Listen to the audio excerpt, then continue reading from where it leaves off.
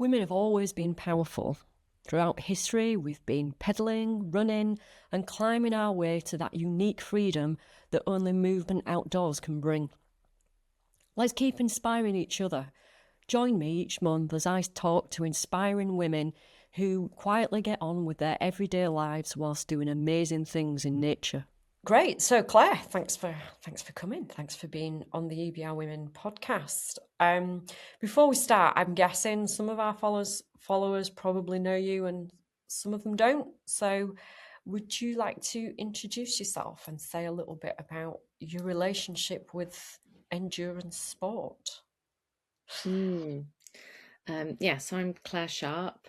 I always find introducing myself really hard because I feel like I do loads of little things and I'd love to have a succinct way of just pulling it all together. But I think the succinct way is I'm an off-road cycling hype woman. But what that means in practice is I'm a mountain bike guide and coach. I train mountain bike guides. I run an off-road cycling community called All Terre Adventures, and I put on a bikepacking rally in the southwest of England called the Bristol Rally as well. Which is happening soon, isn't it? Yeah, solstice weekend, summer solstice. So towards the end of June. Yeah. So are there still places? Can people enter if they want to? No, I'm super lucky. The rally sold out in under 12 hours this year. Oh, wow. And yeah, each year I ring fence 50% of tickets for Flinter riders. And this year was the first year that they sold out before the general tickets. Wow. That's great Yeah. news. Yeah, really good. Yeah. That says a lot about your reach, doesn't it? Yeah, I'm super happy. I wanted to make sure that I was creating events that women and marginalised genders felt comfortable attending. And yeah, I think this year it's become really clear that people really want to come. So that's lovely. Yeah, that's great. That's great. And I mean, I follow you on Instagram, and it is very clear that you are passionate about women in cycling, which is great for us because that's something that we're really keen on as well. We want to encourage more women to cycle and to get out on their bike and to do adventures and to have the confidence to do it. So what do you think stops women and people from the Flinter community from joining in these events? God, I think it's all sorts of things. Mm, From like, obviously, there's like self-belief and confidence mm, to feel comfortable enough to turn up. But I think that's because traditionally sport has been a space that's been designed for men. mm, And that's something that's gradually changing over time. But if you think about the Tour de France or the Olympics or even mountain biking, like these are all things that were designed in the beginning specifically for men. mm, And so we're just waiting gradually for sport to change to accommodate women. And, I've been really lucky. I turned up to start gravel cycling, instantly felt welcome, threw myself out there. But my first group ride, I met a bunch of men in a park in the dark on my own, which like to a lot of women sounds like the absolute nightmare, and that's completely reasonable. So I think it's kind of like creating the conditions where women can feel comfortable turning up is really important. And if all of your marketing materials show predominantly men being incredibly fast, like that sends a signal that that ride or that space isn't for you. So I think it kind of starts from the very beginning of like when people are putting things out there, are you making it clear that women are welcome?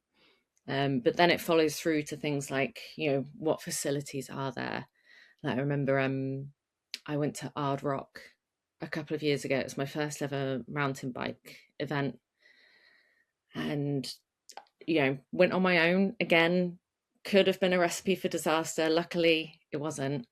But the thing that will always sit with me is the event had unisex toilets. Oh. well, unisex portaloos, but actually quite a harrowing experience as a woman to share toilets with, I think it was like 95% male. And, they've all got nervous bellies and sinking cans of Monster at 8 in the morning. And, the state of that definitely told me that I wasn't being catered for when I was attending that event. There's Yeah, all yeah. sorts of things, I think, that stop women from wanting to turn up to events, from, what ifs before you get there. Can I fix my bike? Will I be on my own? Will I be too slow? But then, how much work are events and people doing to make it clear that that won't be the case when they turn up? Yeah, yeah. And I know that's something that you do really well with the Bristol Rally, and you have this sort of system in place where women can be in a group and ride in a group. Is that right? Well, yeah, I suppose with the rally, it's just implied by the fact that it's 50% of tickets are ring fenced for Flinter riders. So Mm-hmm. there'll be a really great balance of gender, Mm-hmm. just because there's a system in place to make sure that happens. Mm, mm. Yeah, yeah. And it's interesting, isn't it? Because I've had some really lovely experiences with cycling groups, sometimes all men, sometimes mixed, who've really looked after me. Sort of when I did my first group ride, the people around me, and they were mostly guys, were just lovely. They were really nice. And, there's one person who was saying, oh, maybe don't go behind him because he's a little bit random in the way he cycles, and we'll look after you, and if you drop off the bat, don't worry, someone will come and get you. To other things which have been a bit more of a sufferfest. So I think some of it is a culture, isn't it? It depends on the culture of the particular group and how switched on they are. Yeah, definitely. And I Yeah. think, those random guys that I met in a park in the dark, like 6 years later, we're all still really great friends. And I couldn't have been Mhm. luckier with those people. And I was the only woman in that group. Um, but, obviously now, especially living in Bristol, like I've got my pick of groups and also pick of women to ride bikes with as well. So I think I'm always trying to remind myself that I actually live in this magical bubble, um, with incredibly strong women riders around me all the time. So like I'm Mhm. always reminding myself this is not normal as well, and not everyone else's experience, but we've got it pretty good here. Yeah, I mean, hopefully one day it will be normal. Mm. But yeah, it is interesting, isn't it, to sort of remember that not all places are the same. And I mean, certainly in some countries, women don't. It's really difficult for them to even access a bike and get outside, let alone find a group to do it with. The other thing that I was really interested to chat to you about was a little bit more about yourself, because you came to cycling relatively late in life, but not to sport. You've got quite a strong background in sport. Yeah, I mean, I had a really strong background in sport in secondary school, and then did the typical thing of being able to go to town, being able to drink and hang out, like everything dropped off. And it wasn't till I was 30 that I then started doing sport again. Mhm. And I took up roller derby and just completely fell in love with it. And it's actually the reason I gave up smoking as well. So I'd smoked for 15 years at that point. And Yeah. I remember having so much fun doing it that I was like, oh, do I want to smoke cigarettes or do I want to be really good at roller derby? And I was like, I Yeah. want to be really good at roller derby. And then that was it. Overnight, I just stopped. Oh wow, Um, good for and you. then, yeah, but I think I was very highly motivated by how much fun roller derby was. And Mm. I think of it as I accidentally got fit because I had so much fun just bumming about the place, knocking into each other, falling on the floor laughing. And then there was this really great byproduct of I became someone that was interested in sport and got healthier. Mm. Um, so yeah, that was what I loved for 5, 6 years. And then COVID came. So being indoors, smashing into other people was definitely off the cards. But I'd been playing and coaching for quite a while at that point, and I'd started skating in skate parks. So it took up hours and hours of my time every week. And then suddenly there was this like massive gap. And I was like, oh my goodness, what am I going to do with all of this time? So I did a little bit of running.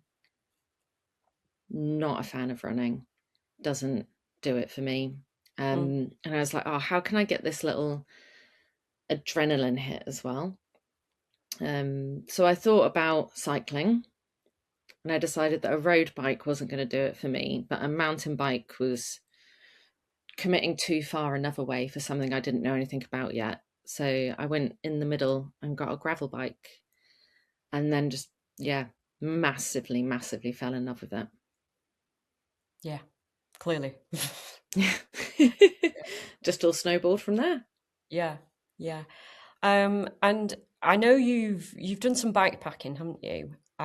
So what is it about the bike packing that that you love? Because roller derby, I don't know much about roller derby, but it seems to me that it's you train a lot, but it's like for events that happen over a period of, I don't know, an hour and a half.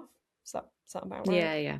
Yeah, and then that's it until the next training and event. Whereas bike packing it's like this long adventure, isn't it? It's you go out and you choose. You can be out for the day, you could be out for 2 days, you could be out for 2 months or 2 years. It's up to you. So what is it about that you I like? think I haven't traveled the world much, and I didn't think of myself as an adventurous person. But I always looked at other people who were and was just like, oh, isn't that amazing? Like, how cool are they? And then when I started gravel riding, my view of Bristol completely changed. Like, I was almost on the verge of thinking about moving somewhere else, I think. But then suddenly all of the countryside surrounding it and the bridleways and all these little nooks and crannies I got to go and explore. And that felt great. And then when I discovered bike packing, like that was my first experience of feeling like a tiny little speck in the middle of nowhere, and just my legs getting me there and just my legs getting me out again. Mm, And I just love that feeling because it's you get to see some really beautiful places. Like I've been to places I'd never thought I'd go, but mhm, you also get this sense of achievement that I think I haven't had in other ways in other parts of my life, to like have traveled to these far flung places or to have pedaled your way up a mountain on a really heavy bike. mm, And yeah, just that sense of like, oh, I did that. yeah. And like it's addictive. Mm, Um, and I love that now I am going to adventurous places and doing stuff that I think a younger version of me didn't think was possible. And not even starting doing any of that until I was like 35, 36. yeah, yeah. I like that because I think sometimes um for a lot of women, they get to a certain age, I guess, and other commitments take over. They become maybe very committed to their job, and that then takes up a lot of their time. Or, they start a family, and then the family takes up a lot of time and maybe takes priority. But I think the fact that we can become an adventurer at any time in our lives. Yeah, Um, definitely.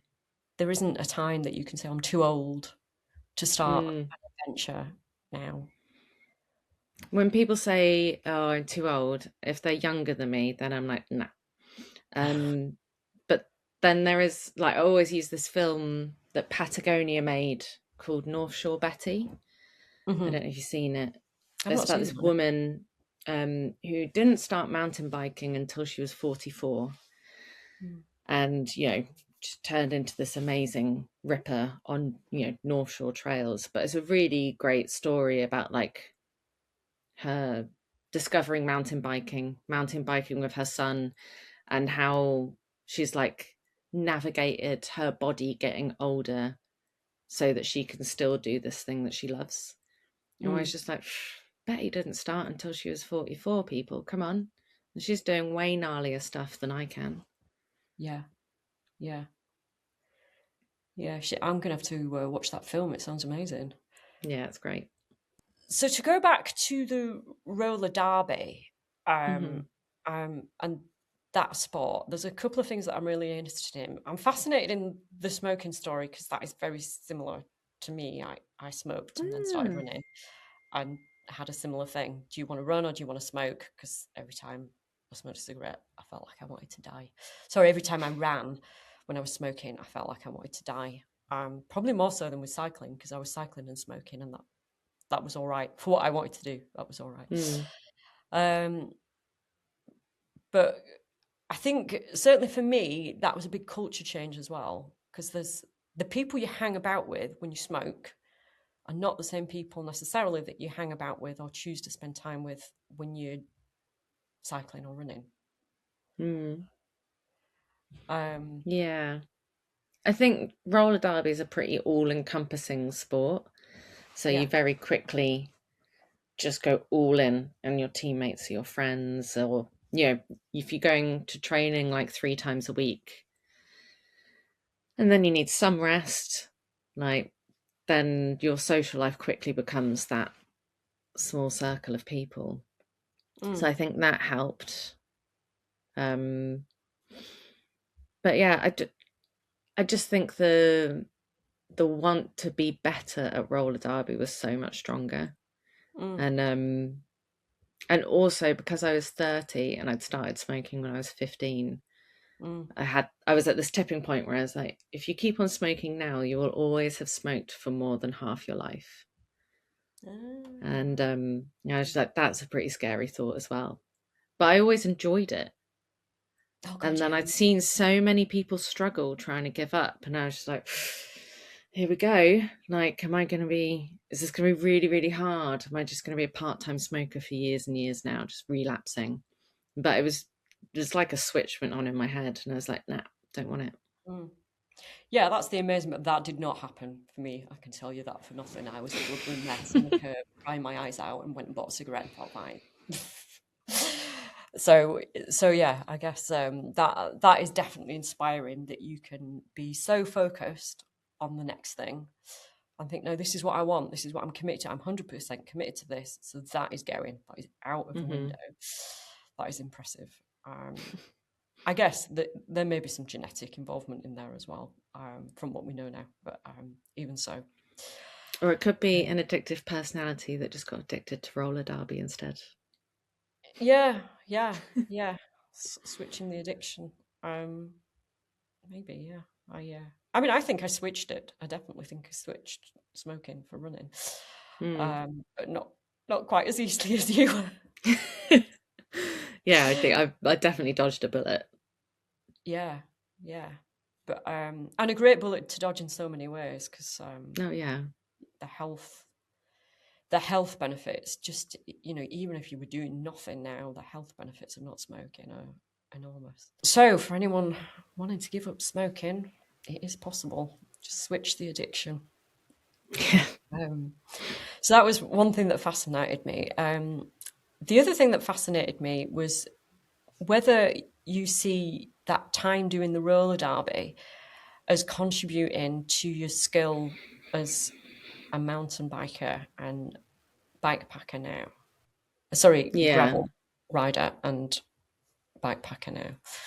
Yeah, I'm mountain biking, like all of it. I think doing a full contact sport where you are trying to hit each other to the ground all the time gives you a different relationship with falling. And with ramp skating, like I'd fallen off 10-foot ramps and things. So I think I already had a lot of reinforcement of how much my body could bounce rather than how much it can break, which I think is what you think about if you haven't fallen over for a long time.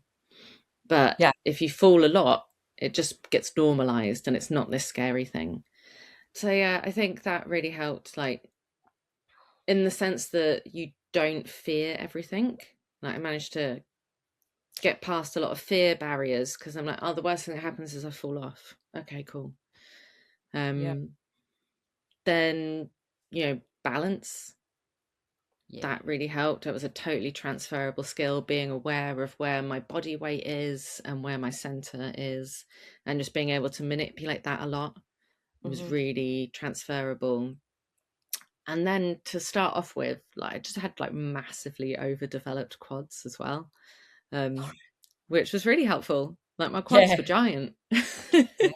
Handy. To the point actually, when I went for my first ever bike fit, he raised my saddle by 4 centimeters and couldn't believe that I didn't already have an injury. I was like, oh no, I've just got these ridiculous quads, so I didn't even notice. And Yeah. then Yeah. went riding on my first ever 100-mile bike ride the next day, which he was like, you should definitely not do that after a bike fit. And I was like, I'm locked in, I'm going. Yeah. And was just felt like I was flying the whole way. I was like, oh my God, this is so efficient being all the way up here on this saddle, which probably would have gotten me in more trouble if I didn't have legs that could already mask it. And then I think the flexibility, like I already had that from the skate park, but not from roller derby, of like doing the thing I loved relied on a huge group of other people also being present to do it. And now suddenly I was doing this thing that just whenever I felt like I wanted to do it, I could just go and do it. Yeah. Yeah. Yeah. Yeah. Yeah. I think there's a lot of transferable skills out there with the skating. I was chatting to Dilara, and not so long since, and she was saying a similar thing with the speed skating. But also the mindset, I think, of just being committed to doing something. I mean, it sounds like you trained a lot for the roller derby. You weren't just rocking up at a match once a week. There was a lot of training involved as well. Yeah, I was fully in Mm. on like the physical side of it, but also the strategy as well. Because there's a lot of rules. You have, God, I can't remember now. I think 7 referees for every game. Really? Yeah, Oh, yeah. So yeah, there's a whole bunch of rules, but I was really into that as well, of like the strategy and how can you trick the other team into one of them being sent off to make your day easier and all of that kind of stuff too. oh wow.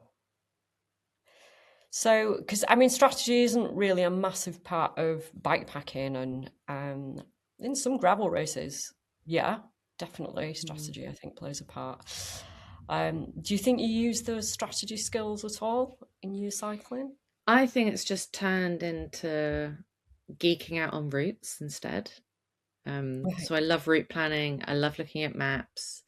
I think also with guiding and coaching, it's kind of like being aware of what people need in the moment and being flexible with changing your plans so that you still get the same outcomes or that everyone has a lovely time.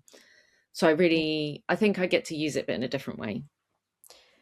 Yeah, I mean, I think the flexibility is a big thing in long bike events. That the people who Mm, seem to do well, in our experience, the people who seem to do well are good at being They have a plan, but they can be flexible with it. They're not too attached to it, and they're not going to fall apart if it doesn't go to plan. They'll just be flexible and think, oh well, that stop's not going to work, so I'll stop here, or um, you know, this bit of the bike's broken, so I kind of need to sort that before I can do anything else.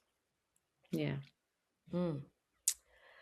Um, what about confidence then? Because I think confidence is a big thing, isn't it? And you mentioned before about fear.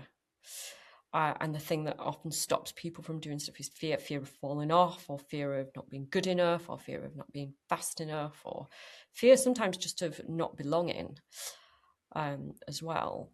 So, where do you sit with that? Mm. I think for me, fear is like an integral part of it. Whether it's racing, which I hope to do more of this year, or bike packing. Mm, Um, like I think if everything's good, just consistently good all the way through, then you don't appreciate it. no. It just becomes normalized. Whereas I think for something to feel really good, this kind of gets balanced out. You kind of need a struggle to then make something really good feel amazing. Like a great trip is like all of these ups and downs. Hmm. And then I think the sense of accomplishment is so much greater if you've had to overcome something. Mm, Um, so I think, you know, jumping into something that you've got a bit of fear of like means you're going to gain like so much from it. Whereas if, I suppose, is the situation I found myself in, is like I've been in a lot of situations over the past couple of years that I now feel very comfortable in, and I've been operating in this safe space, but that means that sense of accomplishment has diminished. So like this year, I'm kind of wanting to put myself out there and do things that scare me, because I know that like on the other side of it, I'll have grown or changed, and like this feeling at the end of it is going to be far greater. Yeah, yeah, absolutely. So you've talked about this year. You mentioned this year. So what are your plans for this year? My my main plan, I suppose, is snowboard, to say the least. And I've entered the Taurus mountain race. So it's a new race in the mountain race series, already really well established with like Silk Road and Atlas and Hellenic. But they've added a new one in Turkey, which is happening in October. Very out of character and definitely massive for me. But it's scary. So hopefully I will also be feeling very accomplished on the other side of it. Yeah, yeah. I mean, he designs those races to be.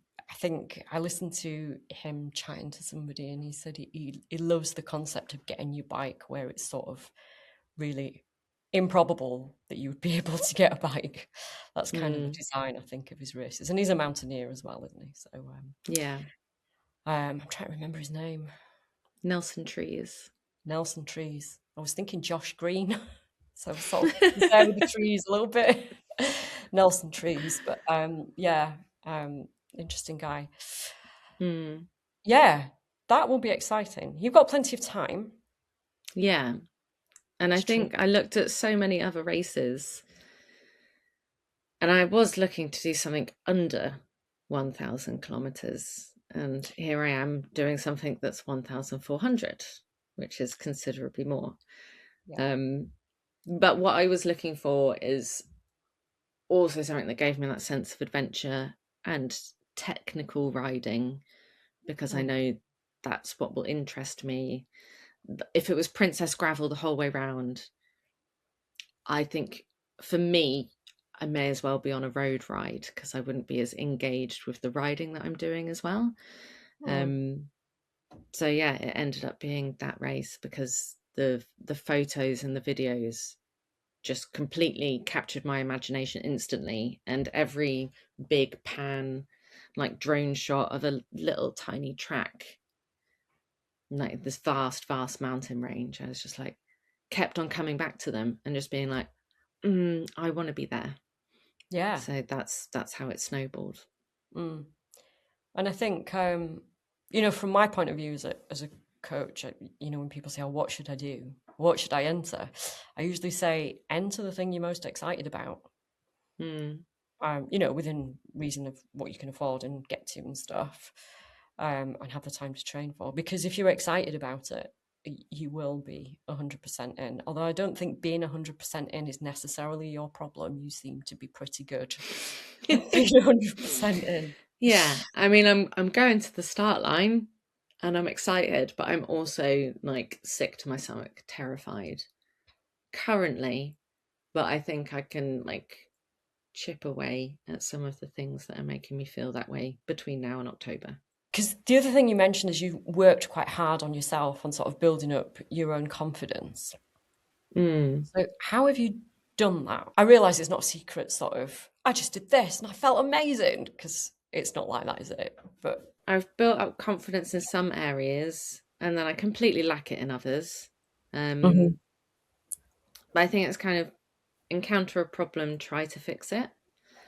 So I remember not long after I got my gravel bike, I went on a bike ride and I got a thorn in my tyre, and I was like, oh, I don't actually know what to do about this. And so I called an Uber and went home in a taxi. Mm. And I was like, oh, I can't really go far from home then, because it's going to get really expensive getting back again. So I'm going to have to figure out how to do this. Mm-hmm. So asked some friends to show me, then ended up feeling really comfortable fixing a puncture. Yeah. And then later on that became like, oh, I've got tubeless now, but I want to know how it works, because if I'm in the middle of some like nowhere on my own, how do I get back out again? Mm. So things like that, where there was like a practical, really clear, this is the next step, then that's what I've tried to learn. Mm. Then I guess with bike packing and things, I just started to put myself out there, and try to like ride the excitement rather than the fear. So I went to the Cairngorms and decided I want to do the Cairngorms loop on my gravel bike, which now, and actually at the time, was hideous. Like Mm. loads of it is lovely on a gravel bike, but the middle where you cut back through again, it's just relentless. And a guy just came swanning past me on a hardtail, and I was like, okay, this is why people have suspension. I see. Yeah. But it was an amazing trip. Mm-hmm. But the one thing I was worried about before I went was I'd done lots of wild camping, but never on my own. So Right. I planned a trip to the New Forest to ride with a friend Mm. who lived there, and then she left to go home, and I wild camped. And it was terrifying, and I barely slept at all. Mm. But I'd managed to like keep rationalizing my situation to myself. And then when it came to going to Scotland, I was like, well, I've done it. I can do Right. it again. I might not sleep Mm-hmm. much, but I've done it. Mm-hmm. Um, Mm-hmm.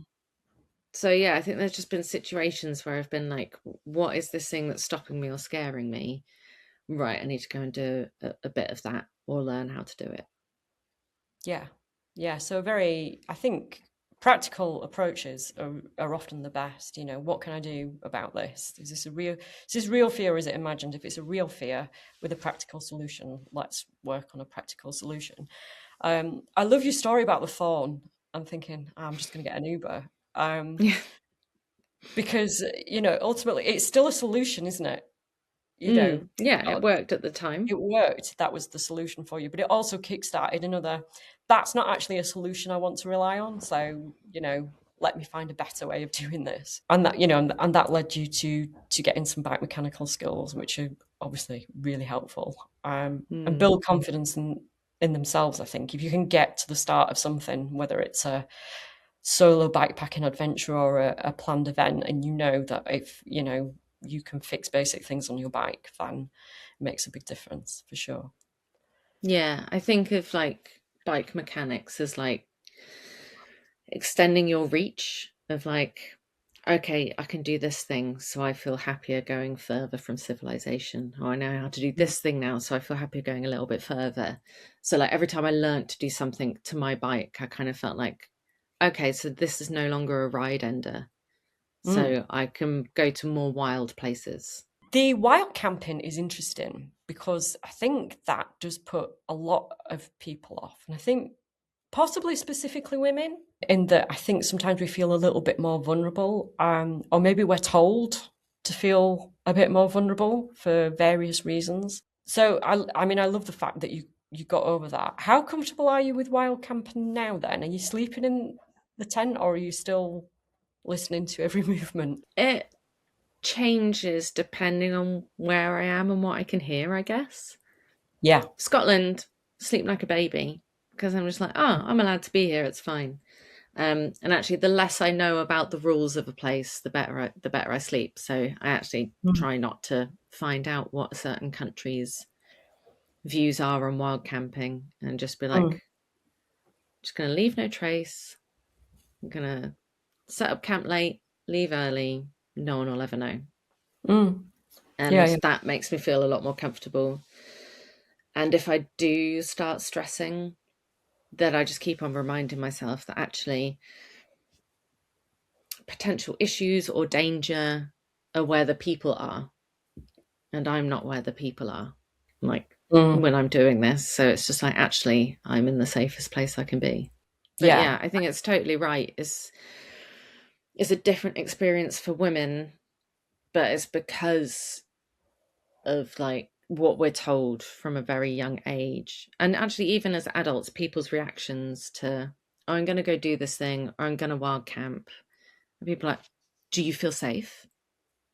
Like, Mm, more often than not, that's the first response. And even that, like, those are little messages telling you you should feel safe or you shouldn't be doing that.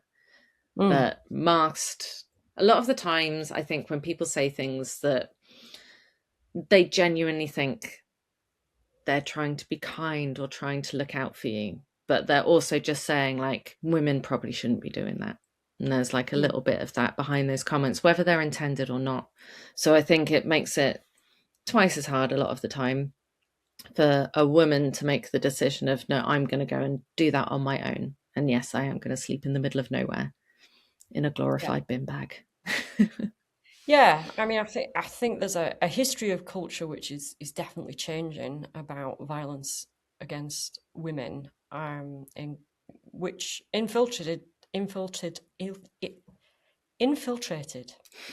infiltrated into even the legal system. In terms of Mm, what was classified as a sexual assault on a woman, and whether she was asking for it, or not behaving in a way that a woman should.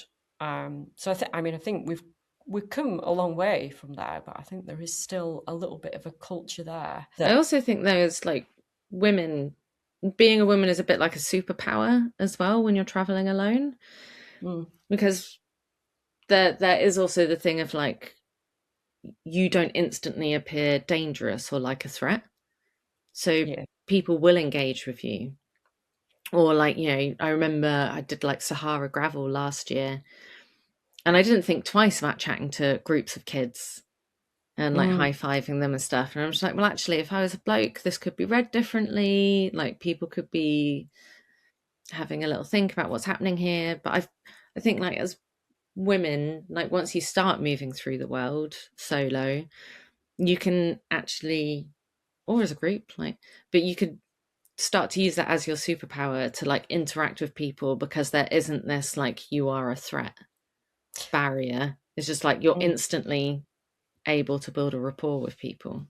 So that's yeah, really cool as well. Rather than yeah, worrying about like the fear of doing things all the time, it's like, also, what's your ability to like engage with people without all mm, this other stuff ruining it. yeah, yeah. I agree. I think there's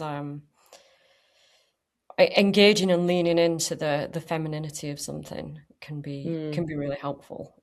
Um, I think sometimes it's about having the choice to pick the bits of femininity that you want to embrace, and the bits that you don't.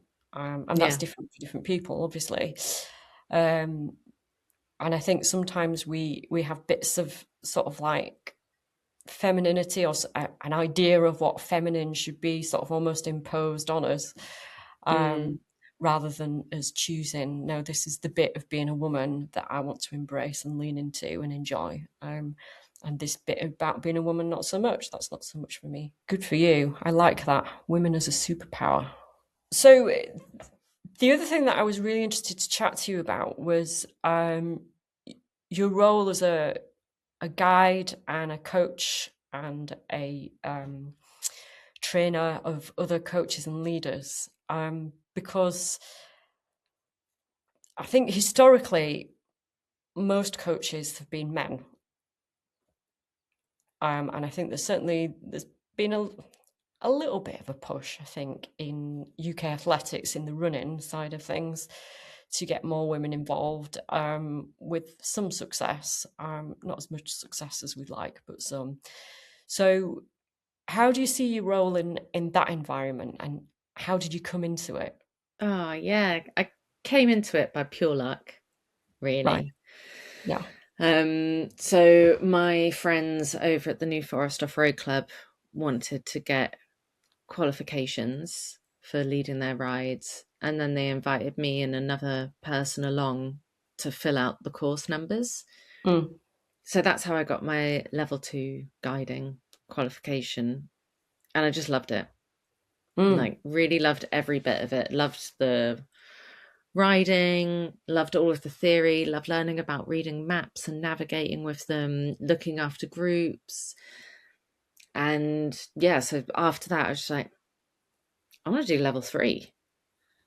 All And a right. year later, I was back again to do that, which is like the highest level that British cycling do. And it was like a shift up in the technicality of the riding, but managing people in remote conditions, starting to understand mountain like weather charts and reading pressure. And I just loved all of it. And it was so great. So I think I just got addicted to the knowledge. Like I loved learning new things. And really enjoyed that. And then it just kind of opened up this door of this thing that was still relatively new to me and still is really. Like I can get paid work to like see that moment where someone else falls in love with cycling. And that's just magic. Like how could you not be addicted to that?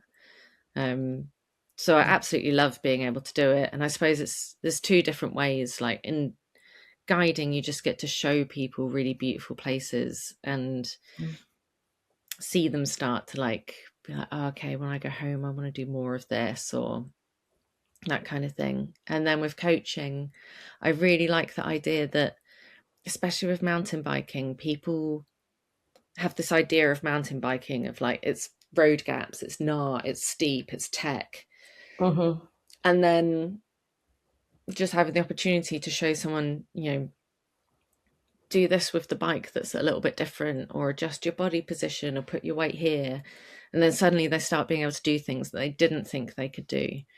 And road gaps are like out of their brain completely and they're just having the best time ever, and you can like, guess what, this is also mountain biking. Yeah. Like, do you want to do more of this? Yeah, so I think getting the qualifications was so much fun because I was learning all this information that I can use bike packing as well. But then continually doing it because you get to see people fall in love with it, which is just great. And then training guides, it's like, whoa, it's like it's just like being in a flywheel of like, there's going to be more and more people. And then specifically this year, I started putting on courses to train people, but they're only open for women and marginalised genders because our course, the one with New Forest Road Club, that was just a group of people who already knew each other, and that created an atmosphere where we felt comfortable enough to turn up. And I think there's one school of thought of like, well, if you're going to lead a group, you should feel comfortable anywhere. And it's like, well, if you know what groups you want to lead and this is the environment you want to learn in, and at the end of it you're a perfectly capable leader, like what's wrong with creating the right environment that enables someone to turn up? And the first group I ran, every woman on that group said they wouldn't have like even entertained the idea of getting that qualification had it have been a mixed course. And they were fabulous, like so accomplished, already had so many skills already. But it's like, I think it's, what's wrong with creating the environment that enables those women to turn up and then go out into the world and guide other people and create the experiences that they're hungry for. Absolutely.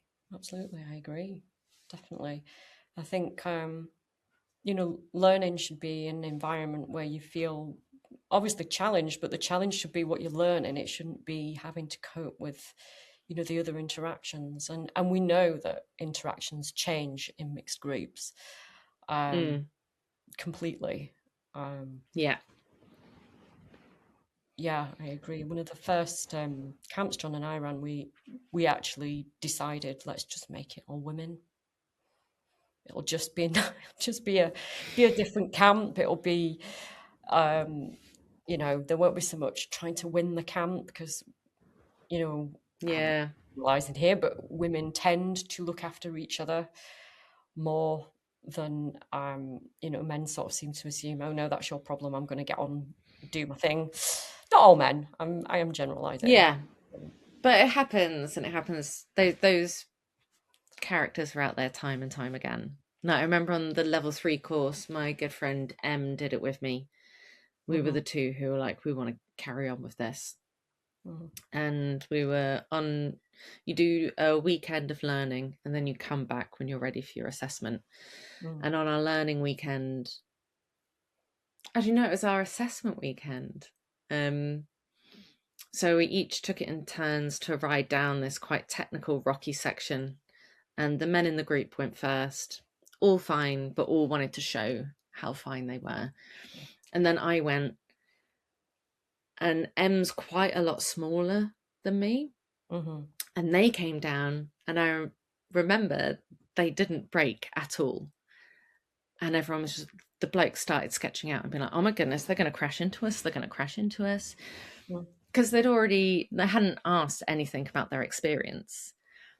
And then they just casually just did a little plant, like wall plant on a big rock, and then came to a stop right next to me. You could see them all be like, oh my goodness.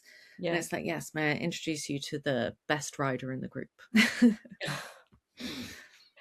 it's kind of, I really liked that subtle way of like, they're not a big personality, but they kind of just like came down and were like, hi, I'm here. I'm good at bikes. You've got an exciting year ahead, some new stuff in there, which I'm really excited to see. I can't wait to see how you do.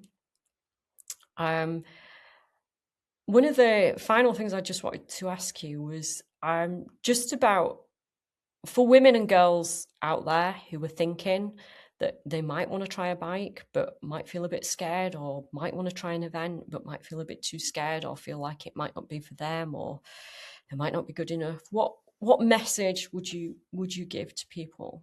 I mean, I don't want to like reduce it down to like just get out there and do it, because that is really hard. Like there's so many things, like, you know, see if you can find a group that are doing something that you like the sound of.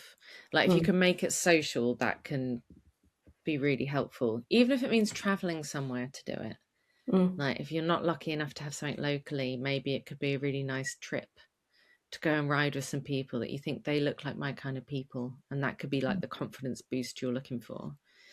And the same with events.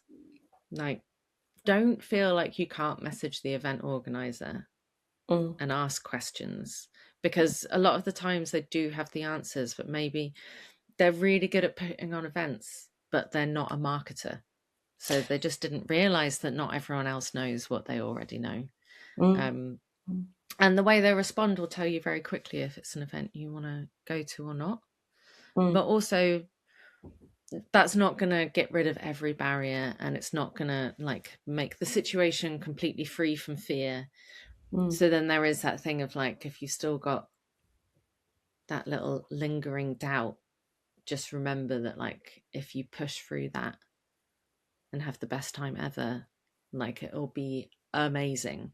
Whereas if everything's perfect and you push through, it'll be all right, because everything was fine all the time anyway. But yeah, if you can overcome a little bit of fear along the way, then you'll feel amazing on the other side of it. Yeah, absolutely. I think that messaging organisers is a really good call, because I think it's something people don't necessarily think to do. And actually, the reason why people put on these events is because they love cycling and they want to share that passion with people. And as you say, they're not always the best at advertising everything that the event might be giving or might be putting on. So that's always a good call. And as you say, you very quickly get a feel, don't you, for whether this will be for me or this won't be for me. And I mean, there are flinter groups popping up, just cycling groups popping up in towns throughout the world now, and that was certainly something when we did the EBR scholarship drive. A lot of people were saying, I've started a flinter group, or I got inspired because I joined a flinter group of cyclists, and that gave me confidence to get out there. So I think if you find the right group of people, it will be a safe place for you to start and challenge yourself, for sure. Claire, thanks so much for coming on and for sharing your experience. I don't think you realise how inspiring you are in what you do. You introduced yourself by saying that you do lots of little things. From where I'm sat, what you're doing is quite big stuff. And it's having a massive impact on people on so many levels. Thank you. Not just by what you're doing, but because you're so active in what you do. You're not just going out and riding your bike, you're actually actively trying to get other people to do the same, and to have the confidence. So thank you for that, really, because I think that is a special thing. It's a special skill that you've got and that you're sharing with the world. Thanks very much. Having someone who's in it with you can make a real big difference to how consistent you are with your training and also to how you complete your event. At Endurance Bike and Run, we've got years of experience of working with women, helping them to achieve that big idea. So if you'd like some help and support, you can contact me at claire@enduranceBikeandRun.com. That's CLARE @enduranceBikeandRun.com, or you can check out our coaching services at enduranceBikeandRun.com. We have group training programs as well as one-to-one coaching options.